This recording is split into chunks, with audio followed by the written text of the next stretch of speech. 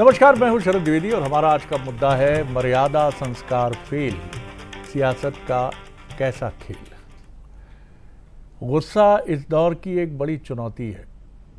अगर आप पीछे लौटेंगे कुछ अरसा पहले, ज़्यादा वक्त नहीं हुआ, मेरे ख्याल से 1 से 1.5 साल पहले की बात भी शायद है कि नहीं है, प्रधानमंत्री नरेंद्र मोदी भोपाल आए।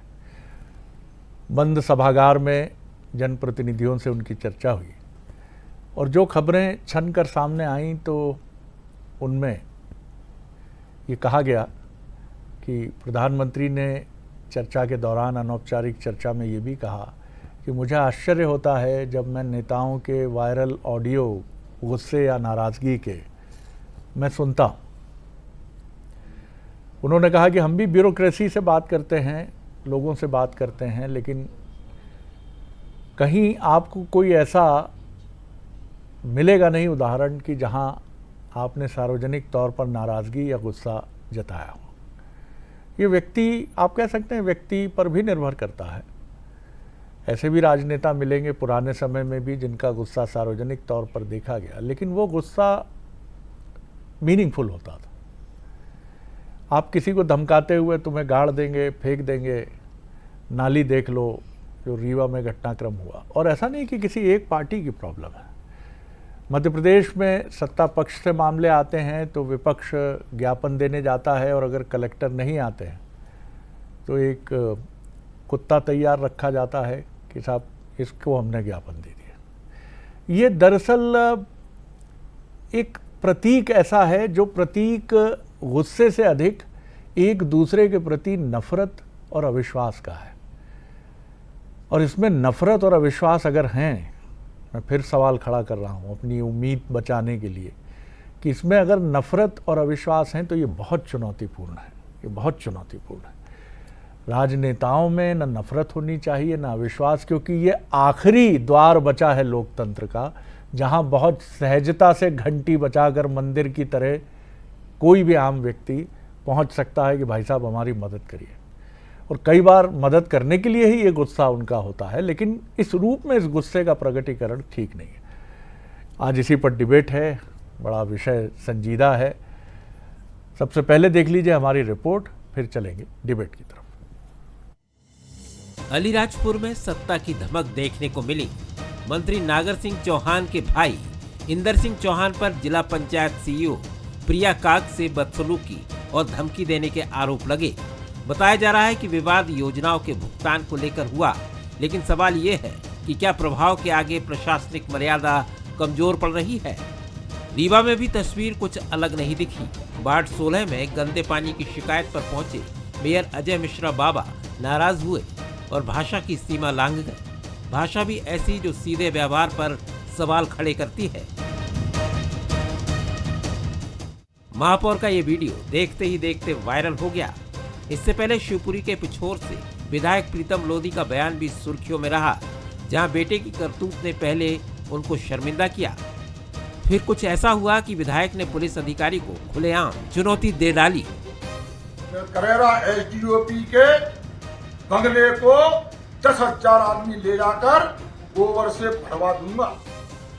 लहजा ऐसा कि जिसने सत्ता और कानून के संतुलन पर सवाल खड़े कर दिए। पार्टी ने क्लास भी लगाई, लेकिन सवाल फिर भी वही रहा, ऐसी अमर्यादित भाषा क्यों। पिछले दिनों सीहोर में विपक्ष का प्रदर्शन भी चर्चा में रहा। नेता प्रतिपक्ष उमंग सिंघार 4 घंटे तक कलेक्ट्रेट के बाहर धरने पर बैठे और विरोध का ऐसा तरीका अपनाया जिसने राजनीतिक बहस को और तेज कर दिया। दरअसल नाराज नेता प्रतिपक्ष ने कलेक्टर के न आने पर कुत्ते को ज्ञापन सौंप दिया था। इन सभी घटनाओं में दल अलग अलग हैं, लेकिन पैटर्न एक जैसा। मर्यादा कमजोर, भाषा का गिरता स्तर और व्यवहार पर सवाल। राजनीति में संवाद की जगह टकराव और शालीनता की जगह प्रदर्शन हावी होता दिख रहा है। राजनीति में कभी भी अमर्यादित भाषा का उपयोग करने की बात नहीं की जाती है और मर्यादित रहना जरूरी है, इसलिए कि हम अनुशासन की डोर में बंधे हैं। और जहाँ तक वाणी का संयम है, ये वाणी का संयम व्यक्ति को स्वयं अपने व्यवहार के आधार पर रखना पड़ेगा। ये वाणी का संयम किसी दुकान पर, किसी मॉल पर, किसी शोरूम पर नहीं मिलता है। यह अपने आप स्वमोटो अपने विचारों से प्रकट होता है। राजनीति में भाषा की मर्यादा लगातार नीचे गिर रही है और इसका स्तर गिरने का प्रमुख कारण भारतीय जनता पार्टी के नेताओं का अहंकार है। जनसेवा करने वाला व्यक्ति जनता का सम्मान करता है, लोकतंत्र में भरोसा करता है, लेकिन जब लोकतंत्र के प्रतिमान गिरते हैं तो भाषा की मर्यादा भी गिरती है और इसके लिए पूरी तरह से भाजपा जिम्मेदार है। सवाल सिर्फ एक घटना का नहीं बल्कि उस ट्रेंड का है जहां जनप्रतिनिधि जिम्मेदारी से ज्यादा प्रभाव दिखाने में जुटे नजर आते हैं। क्या ये सत्ता का नशा है या फिर राजनीतिक संस्कारों का विसर्जन? लोकतंत्र में भाषा और व्यवहार ही पहचान होते हैं, लेकिन अगर वही पटरी से उतर जाएं तो राजनीति की दिशा भी बदल जाती है।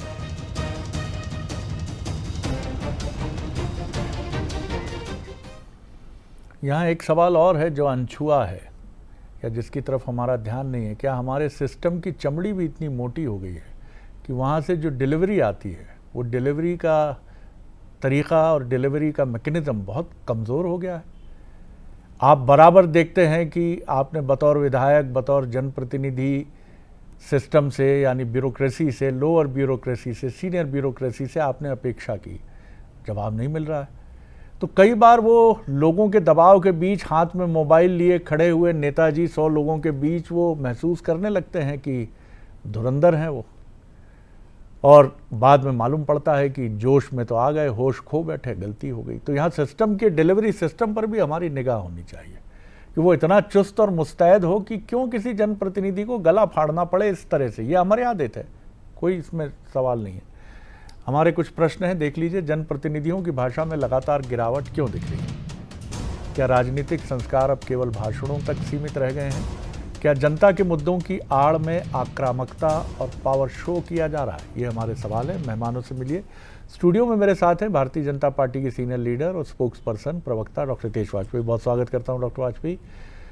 और डॉक्टर रश्मि पवार शर्मा हैं जो सीनियर लीडर हैं कांग्रेस की और सचिव हैं मध्य प्रदेश कांग्रेस की, उनका बहुत स्वागत है।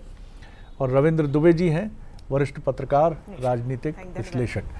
रविंद्र जी, कैसे देखते हैं लंबा आपका करीब 35-40 साल पुराना आपका अनुभव, जिसकी धारा अभी भी सतत बह रही है, अभी भी कैसे देखते हैं आप उस दौर को, 80 के दशक को, 90 के दशक को और 2026 को? जी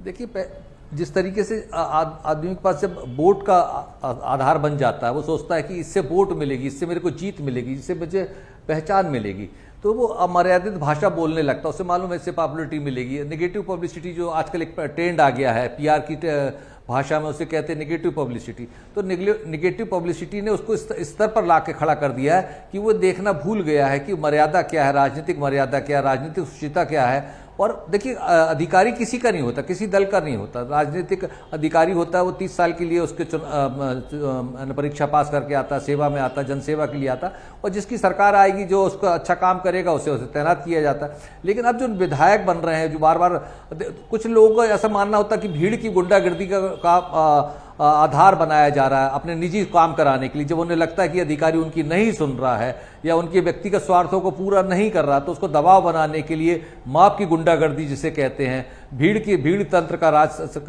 करना चाहते हैं, वो इस तरीके की भाषा का मर्यादित प्रयोग करें। अब रहा सवाल यहाँ, अपन कहें विपक्ष में भी, जैसे उमंग सिंघार ने किया, तो उमंग सिंघार की भाषा भी वो राजनीतिक भाषा नहीं थी। हम पुराने देखें, चाहे पटवा जी जब विपक्ष में रहे, चाहे विक्रम वर्मा विपक्ष में रहे, या तमाम और लोग जो कहें, यहाँ जबलपुर से यदि हम शरद यादव का नाम लें तो वो छात्र नेता थे, वो भी बड़ी उनके पास जनाधार था, युवा नेताओं का जनाधार था, लेकिन उनकी भाषा संयमित होती थी। उन्होंने भाषण उग्र होते थे, लेकिन मर्यादा जो भाषा होती है उसकी मर्यादा संयमित होती थी, यानी किसी के व्यक्तिगत ठेस नहीं पहुंचती थी, अमर्यादित भाषा नहीं होती, असंसदीय भाषा नहीं होती थी। लेकिन प्रशासन को चुनौती देना अपनी जगह है, प्रशासन को चेतावनी देना अपनी जगह है, लेकिन एक संस्कार है जो हमारे तो लोकतंत्र में, जिसे हम सब कहते हैं लोकतांत्रिक भाषा है, लोकतांत्रिक विरोध का तरीका होता है। ठीक है, आप सत्ताधारी दल के हैं, यदि अधिकारी से आपकी नहीं सुन रहा है तो एक प्रक्रिया है, राजनीतिक प्रक्रिया हो सकता है। आप उसके घर के सामने आप टेंट लगा के भाषणबाजी कर सकते हैं, हो सकता है उसके दफ्तर के सामने ले आके भाषणबाजी कर सकें। बिल्कुल ही तरीका है लोकतांत्रिक, लेकिन भाषा का संयम होना नितांत आवश्यक है। लेकिन ये इसके लिए जनता भी दोषी, जनता ऐसे ही लोगों को लोकप्रिय मान रही है और लोकप्रिय मानती है और उन्हें जिता रही है, इसलिए इस तरह की इस सवाल पर भी मैं आऊँगा कि सोशल मीडिया की रील्स और मीम्स जो बड़े चाव से देखते हैं और युवा पीढ़ी बहुत चाव से देखती, क्या वो भी एक कारण है?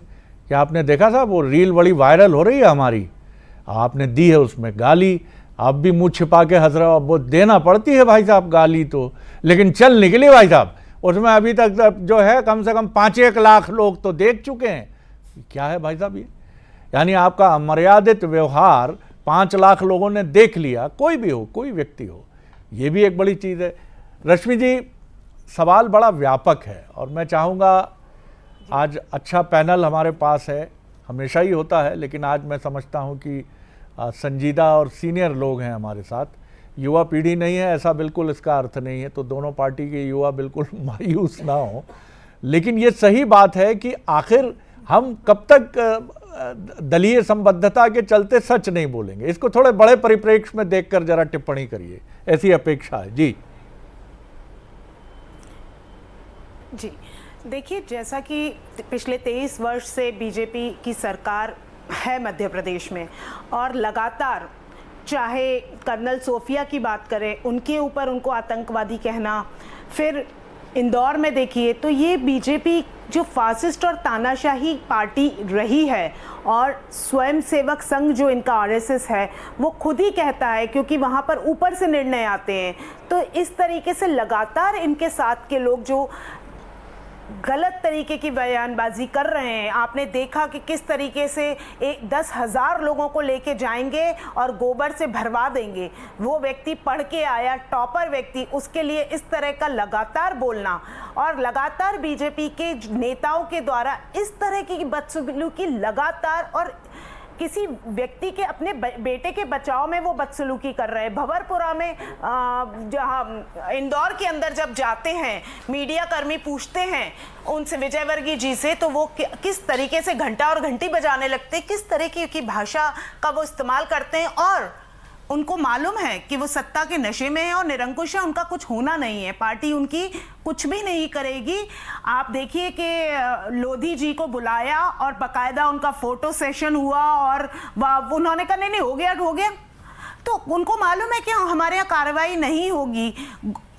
जबान हमेशा यहाँ पर अमर्यादित भाजपा के लोगों की लगातार रही है और जनसेवक और यहाँ के विधायक, मंत्री, और उनको बचाने का पीछे से काम इनके लोग, इनका संगठन, इनकी सरकार लगातार करती आ रही है। जनसेवक हैं, हमें उनके लिए, हमें जनता के लिए काम करना है, लेकिन इस तरीके से काम करना है कि हम अधिकारियों को दबाव बनाएं और उनके ऊपर इस तरह की अनर्गल टिप्पणी करें जो देश के लिए लड़ रही है। जी कर्नल सोफिया, उनको आतंकवादी की बहन बता देना, ये कहाँ तक सही है ये बताइए। और उसके बाद कोर्ट में आपने तथ्य प्रस्तुत नहीं करना, उनको अपने बचाने की कोशिश करना, उन पर कार्रवाई नहीं करना, उनके पद यथावत बने रहना, इससे बीजेपी की मानसिकता पता चलती है। चलिए मैं जवाब और लेता हूं, फिर लौटता हूं। इस तरह की प्रवृत्ति, जी मैं जवाब लेता हूं, लेकिन थोड़ा सा आप इसको और बड़े दायरे की तरफ ले जाती। मैं नहीं कहता कि हम अपनी गलतियां पॉइंट आउट करें, यहाँ की ऐसे लोग हमारे यहाँ भी हैं,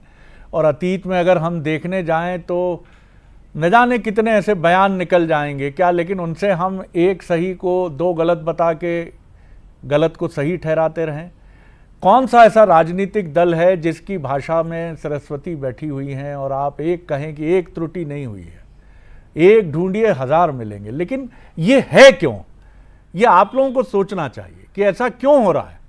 ऐसा आज़ादी के बाद तो नहीं था। 80 90 मैं आता हूं 80 में सवाल खड़े कर रहा हूं इस बहस को थोड़ा बड़ा करने के लिए। देखिए इसमें बड़ा अटक जाते हैं हम, तो एक ही तरफ घूमता रहता है दायरा, हम सही आप गलत, हम सही आप गलत, सारी त्रुटियां आप में, हम बहुत अच्छे हैं। डॉक्टर हितेश वाजपेयी। धन्यवाद शैलेश जी। चूंकि पहले उन्होंने एक चित्र प्रस्तुत किया है तो उसमें मैं बहुत क्विक 2 एग्जाम्पल जरूर देना चाहूँगा। जब मैंने पीएससी के बाद सरकारी नौकरी ज्वाइन करी थी, मेडिकल ऑफिसर बना, तो कुछ लोग गैस राहत में अपनी डेपुटेशन पे नहीं जाना चाहते थे और उस समय गैस राहत जो मंत्री हुआ करते थे, मेरे उनसे बहुत अच्छे संबंध रहे और अंतिम समय तक मैं भी उनका प्रिय रहा और वो भी मेरे प्रिय रहे और पूरा सम्मान है। लेकिन ये उस समय आप लोग लिखते थे, आप प्रिंट में होते थे, वो कभी कभी चप्पल पहनते थे, हवाई चप्पल, तो वो जनता के विषयों को लेके या किसी भी बात को लेके इतने उद्वेलित हो जाते थे कि वहाँ जो डॉक्टर रहता उसको चप्पल मार दी थी उन्होंने। तो बड़ा डर लगता था लोगों को कि साहब मंत्री जी आएंगे और चप्पल निकाल के मार देंगे। तो रश्मि जी, ये मैं सही घटना बता रहा हूँ आपको। एक ये चित्र हमारे सामने है, मैं कोई टिप्पणी नहीं कर रहा हूँ शरद जी इसके ऊपर। दूसरा चित्र हमारे सामने है कि जब हम ये बातचीत कर रहे हैं शरद जी, तो अगेन वो उनका भी मैं बहुत सम्मान करता हूँ, माननीय दिग्विजय सिंह जी, और मेरे मतलब वाकई में he is a senior leader of Madhya Pradesh Congress and Madhya Pradesh also. आज जब हम बात कर रहे हैं शरद जी, तो 2011 के एक मामले में आप सोचिए 22 में वो सजा याफ्ता हुए हैं, 6 लोगों को कन्विक्शन हुआ है सश्रम कारावास का। पता नहीं आप लोगों में से कितने लोग उसको याद रख पाए होंगे। यानी क्या बात थी कि वो युवा मोर्चा के लोगों पर लठ लेके दौड़े थे। एग्जैक्टली, लठ लेके दौड़े थे। अगेन मेरी कोई टिप्पणी नहीं है, पर मैं छोटे उदाहरण प्रस्तुत नहीं कर रहा हूँ, ये 2 मैंने और भी मैं कर सकता हूँ, लेकिन कहना ये चाहता हूँ जो आपकी बात है, ये विषय दलगत नहीं है शरद जी। और सबसे पहले आपके इस कार्यक्रम में आगे बढ़ने के पहले मैं जिस वाक्य को लेकर आज आपने इस कार्यक्रम को किया है, प्रिया जी से मैं तहे दिल से क्षमा प्रार्थी हूँ। ये हमारी पार्टी का ना स्वभाव है, ना हम इसको पसंद करते हैं। अब जैसे हम आपने जो बात कही है, रविंद्र जी ने भी जो कहना चाहा है, इसके वाकई में 2 पक्ष हैं कि जब नेता लोगों के बीच जाते हैं, बहुत सारे कैमरे लगे होते हैं, लोगों का कोई काम नहीं हुआ, अधिकारी कई बार सेंसिटिव नहीं होते हैं या नहीं कर पाते हैं, तो इसको उद्घाटित करने का एक ही तरीका रह जाता है, रोष प्रकट करना। क्यों? क्योंकि रोष बहुत तेज़ी से वायरल होता है। तो मेरा बहुत विनम्र निवेदन है कि देखिए, रोष वायरल हो सकता है, लेकिन जो भी चीज़ वायरल होती है, जिसको हम हिंदी में ख्यात होना बोलते हैं शरद जी, उसके 2 एस्पेक्ट होते हैं, एक होता है कुख्यात होना और एक होता है विख्यात होना। तो जो आपने कहा बिल्कुल ठीक है, 5 लाख इंप्रेशन मिलेंगे, लेकिन शायद वो कुख्याति के मिलेंगे। ये अंतर बहुत महीन होता है, जिसको हमें आज ट्रेनिंग में सभी लोगों को समझाना चाहिए। हमने पिटते हुए नेताओं से जनता को, जनता से नेता को, या आपने कई बार शरद जी कार्यक्रम किए होंगे, हम इससे हट भी जाएं राजनीति से, तो सेवा के क्षेत्र में, मेडिकल में मैंने देखा है कि डॉक्टर्स मिलके मरीज के अटेंडेंट को मार देते हैं। कई लोगों को आपने देखा है, रील्स बहुत मिलेंगी आपको, कई जगह मरीज के अटेंडेंट मिलके डॉक्टर्स को मारते हैं। बहुत घटनाएं होती है, इसलिए डॉक्टर प्रोटेक्शन एक्ट आया। तो कुल मिला के इस प्रकार की हिंसा और प्रतिहिंसा, चाहे वो शाब्दिक हो या शारीरिक हो, किसी भी प्रोफेशन में किसी भी वजह से शरद जी जायज़ नहीं है, क्योंकि इसका कोई अंत नहीं है। ये एंडलेस है, जैसा रविंद्र जी ने कहा, इलॉजिकल है, इसका कोई लॉजिकल एंड नहीं है। हाँ, इससे कभी कभार हमको कुछ वोट मिल सकते हैं या कुछ वोट छोड़े भी जा सकते हैं, दोनों चीज़ें होती हैं। क्योंकि ये बात वाकई में आप दोनों ने बहुत अच्छी रखी है कि इस समय समाज में भी कुख्यात और विख्यात का, माफ़ कीजिएगा शरद जी, अंतर थोड़ा सा कम हुआ है। अब ये लंबी डिबेट है, आप 6 बजे के कार्यक्रम करते हैं, क्योंकि सभ्यता जो होती है वो संस्कार की कोख से आती है, और संस्कारों पर प्रश्नचिन्ह कालांतर में तो लगा ही लगा है। तो बहुत व्यापक विषय है जिसको आपने लिया है। बहरहाल मेरी पार्टी की ओर से बहुत स्पष्ट है, हम इसका ना अनुमोदन करते हैं, ना इस प्रकार का टॉलरेंस करते हैं, इसीलिए समय समय पर हम एक्शन लेते हैं, और बाकी मैं इसको दलगत राजनीति से ऊपर देखना चाहता हूँ। बिल्कुल, ये बात काफ़ी महत्वपूर्ण है कि इसे दलगत राजनीति में उलझा कर नहीं देखना है। रविंद्र जी, ये बिल्कुल सही बात है कि आज की राजनीति प्रेशर की राजनीति है। सोशल मीडिया की मशरूमिंग जिस तरह हुई है, सोशल मीडिया है, टेलीविज़न मीडिया है, प्रिंट मीडिया है, इंडिविजुअल मीडिया है, हर हाथ में आज मोबाइल है और उसका एक चैनल भी हो जाता है, कब पता नहीं चलता। कोई बुराई नहीं है इसमें, एक लोकतांत्रिक देश में होना चाहिए, लेकिन इसकी वजह से चुनौतियां भी बहुत बढ़ गई हैं।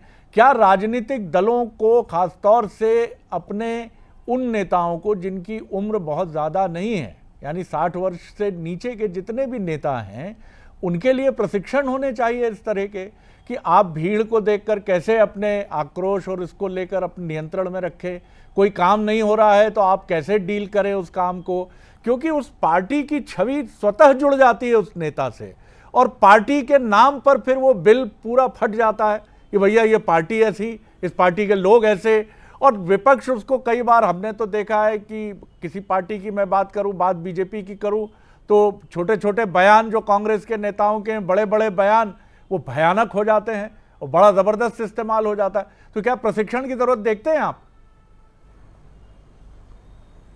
देखिए, भारतीय जनता पार्टी बिल्कुल वैसे प्रशिक्षण वर्ग चलते हैं, प्रवक्ताओं के अभी चल रहे हैं, उनके यहाँ हर जगह हर कार्यालय में चल रहे हैं, उनके जिला स्तर के कार्यालयों में चल रहे हैं। कांग्रेस में जरूर साल में 1-2 बार कहीं भोपाल में प्रशिक्षण वर्ग होता है, कहीं अभी सेवा दल का हुआ था, तो कहीं ना कहीं कांग्रेस के भी इस तरीके से प्रवक्ताओं के या नेताओं के प्रशिक्षण वर्ग चल रहे हैं। अब रहा सवाल इस बात का लेकर कि उनके, ऐसा तो नहीं कोई नेता या कोई पार्टी वाला, चाहे बीजेपी का हो चाहे कांग्रेस का, ये तो नहीं कहता होगा कि अब असभ्यता करिए, माँ बहन की गालियां बकिए, कोई नहीं कहता होगा।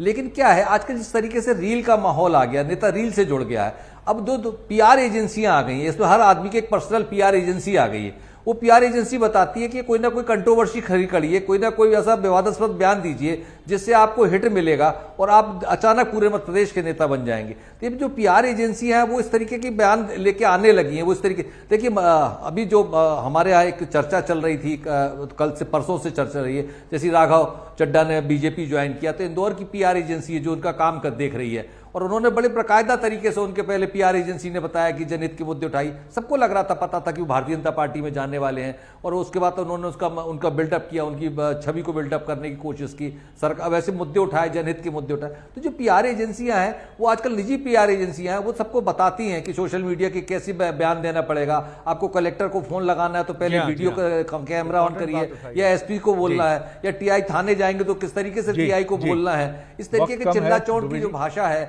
असभ्यता की भाषा है, इसके लिए वो पीआर एजेंसियां आ गई है और उसी माध्यम से नेतागिरी चल रही है। आप कुछ बोलना चाह रहे हैं डॉक्टर वाजपेयी? बात आपने कही थी कि ट्रेनिंग की जरूरत, पता चलेगा। रवि जी मैं आपको बता दूं, मेडिकल प्रोफेशन में आज जितना कॉर्पोरेट कल्चर आ गया है, इसमें हमारे यहाँ एक पेशेंट सेटिस्फेक्शन स्कोर होता है और उसका एक कंपोनेंट होता है काइंडनेस स्कोर, शरद जी, जिसमें हम उन इवेंट को रजिस्टर करते हैं और उसका मापक निकाला जाता है 50 अस्पतालों में कौन सा ऊपर है, जिसने मरीज से अच्छे से बात करी हो।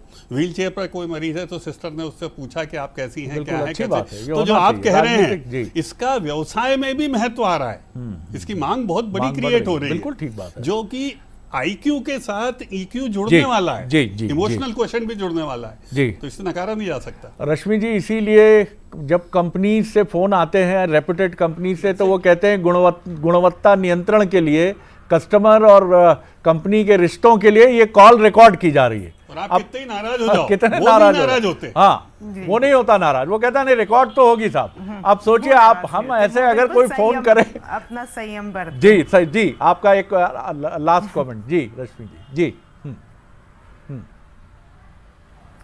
नहीं, संयम बरतने की, कहीं पर भी, किसी भी पार्टी में, किसी भी क्षेत्र में, कहीं पर भी हमें अपना संयम बना के रखना चाहिए। और जैसा कि आपने बताया कुख्यात और विख्यात, तो कहीं ना कहीं ये ट्रेंड बहुत चल रहा है और इस पर एक सच में चर्चा बहुत लंबी है कि कुख्यात और विख्यात और युवा हम किस तरफ जा रहे हैं, इस पर भी बात करने की बहुत आवश्यकता है। और चूंकि फिर वही आप कहेंगे कि बोलना चाहिए, लेकिन इस समय जो ज़्यादातर बोला जा रहा है, बदजुबानी हो रही है या अपने आप को श्रेष्ठ साबित करने का प्रयास किया जा रहा है। पिछले कई उदाहरण आपके सामने हैं, किस तरीके से सत्तारूढ़ पार्टी के द्वारा बदजुबानी की जा रही है, उनके जनप्रतिनिधियों के द्वारा, उन पर लगाम लगाने की, उन पर कार्रवाई की जाए, ऐसी मैं सोच रखती हूँ और ऐसा अच्छी बात मैं सोचती हूँ कि उन पर कार्रवाई होना चाहिए। मैं अप्रिशिएट करता हूँ। और देखिए 33 साल पहले एक फिल्म आई थी, बॉलीवुड की बात करूँ, खलनायक, और उसका नायक जो है, नायक था, खलनायक था, वो खम ठोक के कहता नायक नहीं खलनायक हूँ मैं। फिर एक शब्द आया एंटी हीरो। एंटी हीरो से आगे बढ़कर, मैं नाम नहीं लूँगा उस शो का, एक निजी टेलीविज़न चैनल का शो है जिसमें वो लोग आते हैं जो वहाँ जाकर अपने तथाकथित मनमाने आचरण से दर्शकों का ध्यान खींचते हैं। कोई बाबा जी आ जाएंगे जो माफ़ कीजिएगा माना जाता है कि कथित रूप से मानसिक रोगी हैं, लेकिन इनमें से निकले हुए लोग जिनको खूब अच्छे पैसे मिलते हैं, लोग उनकी बेवकूफ़ाना गतिविधियों को देखते हैं, लेकिन वो कुख्यात ही रहते हैं। क्षमा सहित बोल रहा हूँ, उनमें से कोई अमिताभ बच्चन नहीं हो पाता, उनमें से कोई महान अभिनेता नहीं बन पाता, जबकि वो होते अभिनय क्षेत्र के लोग हैं अधिकतर। तो आप ये चुन लीजिए कि एक रील आपकी करोड़ों मिलियन तक पहुंच जाएगी, लेकिन आप कुख्यात ही होंगे भाई साहब, सुविख्यात नहीं होंगे आप। और दर्शक भी जी। इस पे निर्णय लें। बिल्कुल सही है कि आप सचिन तेंदुलकर की शालीनता पसंद करते हैं या किसी बदजुबान क्रिकेट खिलाड़ी, सैकड़ों नाम आपके पास आ जाएंगे, सैकड़ों नाम आपके पास आ जाएंगे कि वो लोकप्रिय है। तो ये आपको तय करना है। बहुत शुक्रिया, आपने सबने बड़ी संजीदगी से पार्टिसिपेट किया।